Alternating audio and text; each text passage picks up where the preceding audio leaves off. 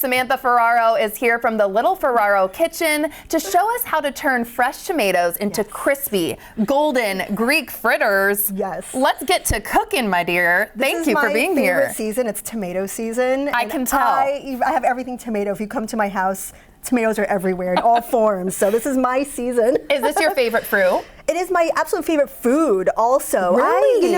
My grandmother is from Jersey, and they're also, we have beautiful tomatoes here in the Pacific Northwest, but Jersey tomatoes are also just very delicious. And I think it stems, no pun intended, from that. So. Well, here we go, and you have the recipe up there on the QR code, which we love to see. So get us going. How do we get started? So we are making Greek tomato fritters, and there's lots of classic Greek Mediterranean ingredients in there, and it all goes in one bowl, which I absolutely love. So I'll have you help me with that. Please. So we have tomatoes here. These are vine-ripened tomatoes. They have a little less moisture than like heirloom tomatoes because you don't want your dough to get too soggy. So cherry tomatoes would be great. Okay. Or if you do want to use heirlooms, maybe just take a little of the water out. We also have some flour and a little baking powder. This just kind of binds everything together. Makes it stick together. Yeah, and also gives it like a little crisp and lightness. Yum. We have some red onion, which is nice and mild. I eat this plain, you guys. I love red onion. And then I'm gonna save a little feta cheese for a little garnish. Good, because I would have done a heavy hand with that. I love feta cheese. Feta cheese goes in there. And then we have some herbs. We have oregano and dill. Oh. And if you have fresh oregano and fresh dill, that would be fantastic, but I forgot it today. So we'll just use dried, and that's what I love about cooking is use what you have. Okay, and what are these two? And then we have some more fresh herbs. We have mint and parsley. All of it goes in? All of it, just go for it. Easy. So I love this because in my herb garden, I have all of these herbs. So this is literally summer in a bowl. Delicious. Really so I have gloves on, so I'm going to give it a really, really, really good mix. What are we looking for too when we're mixing here? Can you overmix something like this, or? I don't think you can overmix, but it's such an easy batter that we kind of almost want it like a lumpy sand consistency. Okay, that's a good way to think about it. So you want it to hold together. You don't want it to be too heavy, and you don't want it to be too dry either. So if you think your tomatoes are a little wetter, maybe add some more flour. If you think they're a little dry, maybe hold back. You can always add more. What would you pair with this dish too? Oh, like, good question. It fine by itself, or would you want to pair a protein? I have eaten this standing in front of the fridge cold, so don't judge me. No judgment. But I would serve this with maybe like a Greek salad. So this is the consistency. See, it's holding together. Yeah, that makes sense. Yeah. So we'll put this in. So we have some oil here. And we want to get nice and hot. You can kind of see it's a little sizzly, a little smoky, and that's exactly what you want. All right. And what I like to do is I like to take spoons, and I just take a good tablespoon amount. Nothing too big, it doesn't have to then. be, yeah, it doesn't have to be perfect. I mean, you can always use like a cookie scoop if you really want like a nice perfect. Yeah, or ice cream scooper, I guess. And then I put it right in there. Oh. And then I just take the back of my spoon and I just kind of like gently make it a fritter. It doesn't have to be perfect. Because once you like garnish it with herbs and feta cheese, it looks beautiful. Yum. This one's a little heavier. I like the rough and ready. I do too. That makes me a little more calm in the kitchen. It doesn't have to be perfect. And this would be great to have people over to taste test this and when you're hosting a party. Well, you can make the batter ahead of time if you want. That makes it easy. Like you can make this batter a day ahead and then just pop in the fryer. Or I actually made those, for TV, of course, to make them ahead, and then you can just reheat it in the oven. And like you said, or just eat it cold in front of the fridge. Which, no judgment, right? I'm into no it. Judgment. What else while this is cooking have you brought today too? Because those dishes over there look fantastic. So I love tomato recipes, as we've talked about. And everything is in season now, which is awesome. So this is a peach caprese tart. So it has heirloom tomatoes, it has mozzarella cheese, it has sweet peaches.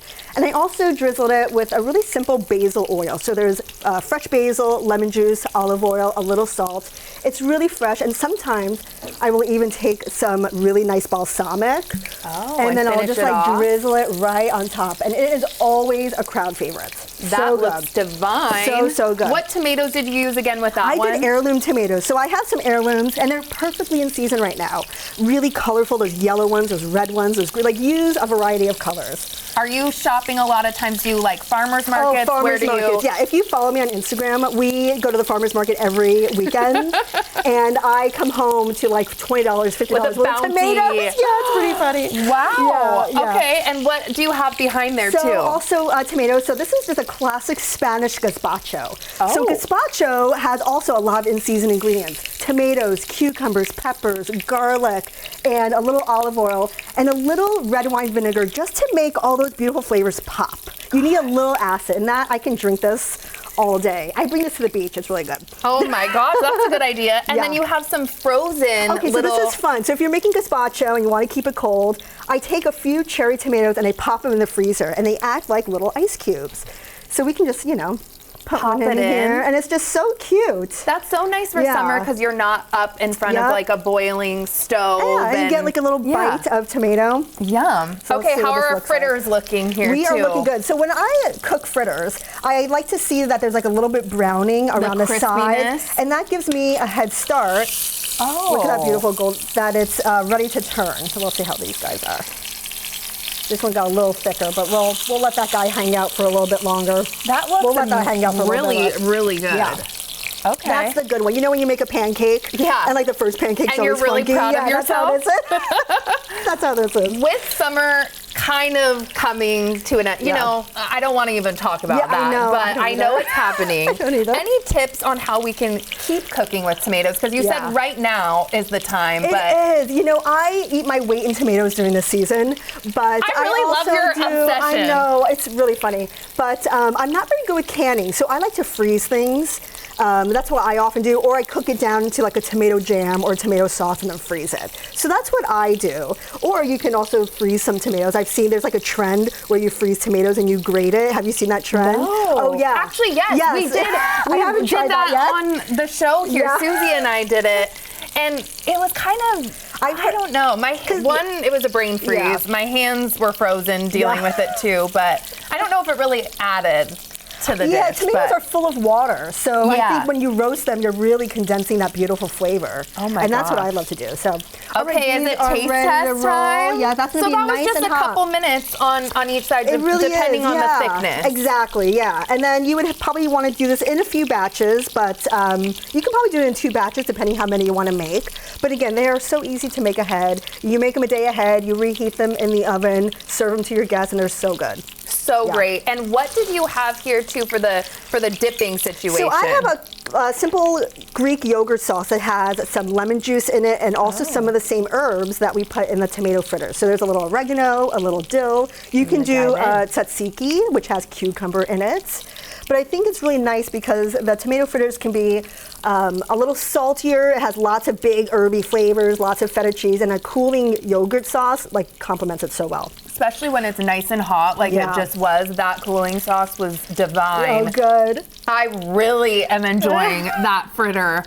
I think pairing that, like you said, I don't know, like even some chicken on the side or a Greek salad. Would be I think, or even some grilled lamb, or that would, to like make a whole Greek. Ooh, actually, that would be really good. Ooh. Yes, I like that a lot. And you brought some of your cookbooks too, so tell me about these. So my first cookbook is called The Weeknight Mediterranean Kitchen, and I always like to say that's a really good introductory cookbook if you're looking to dive into flavors of the Mediterranean. So they're weeknight recipes. Some are a bit longer that you might want to do on the weeknight, but there's salads, there's lots of main dishes, there's recipes that I grew up with that I love, there's slow cooker recipes, but it's really meant to introduce new flavors if you haven't tried some new Mediterranean flavors. There's za'atar, lots of sumac, and I talk about all the spices in the beginning of the book as well, and ways to use them, and recipes to use them in, and substitutes if you can't find them. You make it so easy for people and approachable, because sometimes seeing all the spices or the herbs that you have to put in, it can be overwhelming, but if you explain it and to I always people, say if you are interested in a new spice, try it on something that you're familiar with. So if you love chicken, try it on chicken. If you love salmon, try it on salmon, and then go from there. Samantha, thank you so much for being here. So good. Oh my gosh.